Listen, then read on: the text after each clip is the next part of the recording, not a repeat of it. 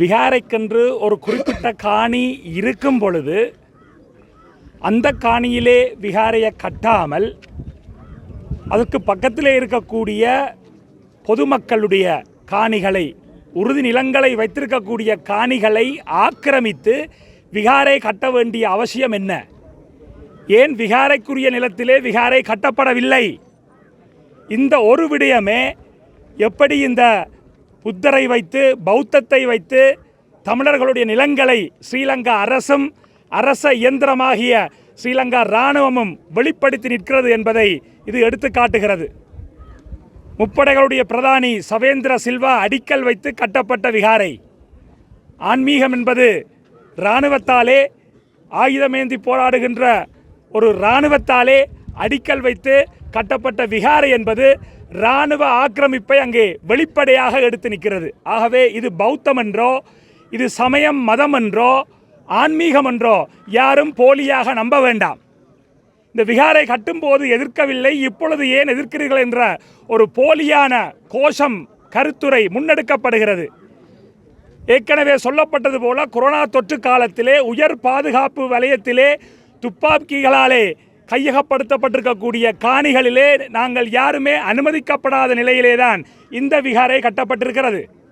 அதுபோலத்தான் குருந்தூர் மலை விகாரை கூட நீதிமன்ற உத்தரவுகளை எல்லாம் மீறி நீராவியடி பழைய சம்மலையிலே புத்தர் சிலையை இரவோடு இரவு நிறுவியது போல குருந்தூர் மலையிலே விகாரையை இரவோடு இரவாக இராணுவத்தினர் கட்டி முடித்தது போல இந்த தையிட்டி விகாரையும் கட்டி முடிக்கப்பட்டிருக்கிறது. ஆகவே அந்த அடிப்படையிலே இது ஒரு விகாரையே அல்ல, சட்டவிரோத கட்டிடம். ஆகவே அது அகற்றப்பட வேண்டும். அகற்றப்பட்டு அந்த காணிகள் காணி உரிமையாளர்களுக்கு கொடுக்கப்பட வேண்டும்.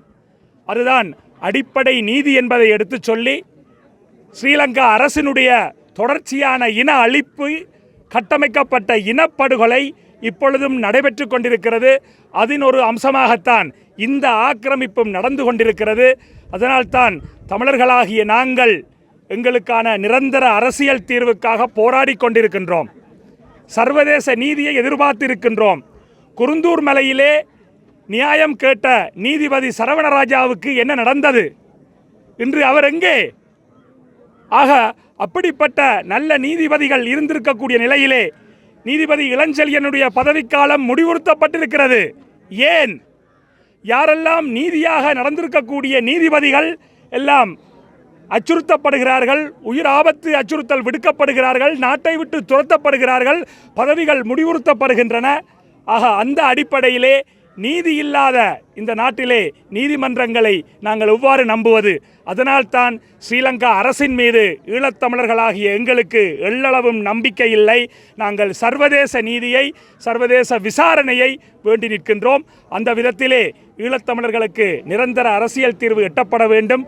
எங்களுடைய தமிழ் தேசிய பரப்பிலே இருக்கின்ற கட்சிகள் எல்லாம் இப்பொழுது ஒற்றுமையாக செயல்பட ஆரம்பித்திருப்பது நாங்கள் ஒரு சாதாரண ஒரு தமிழனாக அதை வரவேற்கின்றோம். இந்த முயற்சி தொடர்ந்து கொள்கை அடிப்படையிலே முன்னெடுக்கப்பட்டு இன்று இங்கே பெரிய எழுச்சியிலே வந்திருப்பது போல மக்கள் தொடர்ந்து அனைத்து போராட்டங்களிலும் எழுச்சியாக பங்கு பெற்ற வேண்டும் என்று பொத்துவில் தொடக்கம் பொலிகண்டி வரை மக்கள் பேரெழுச்சி இயக்கத்தின் சார்பிலே நாங்கள் வேண்டி நிற்கின்றோம். எங்களுடைய பரிபூரண ஆதரவை இதற்கு கொடுத்து நிற்கின்றோம். தொடர்ந்து வரும் பௌர்ணமி தின போராட்டங்களிலும் நாங்களும் பங்களிக்க இருக்கின்றோம். இன்றைய இந்த ஆரம்பத்தோடு எங்களுடைய மக்கள் தொடர்ச்சியாக தையிட்டிலே நடைபெறுகின்ற போராட்டங்களிலே எங்களுடைய காணிகள் எங்களுக்கு வழங்கப்படும் வரை பங்கெடுக்க வேண்டும் என்று அன்புரிமையோடு கேட்டு நிற்கின்றோம். நன்றி.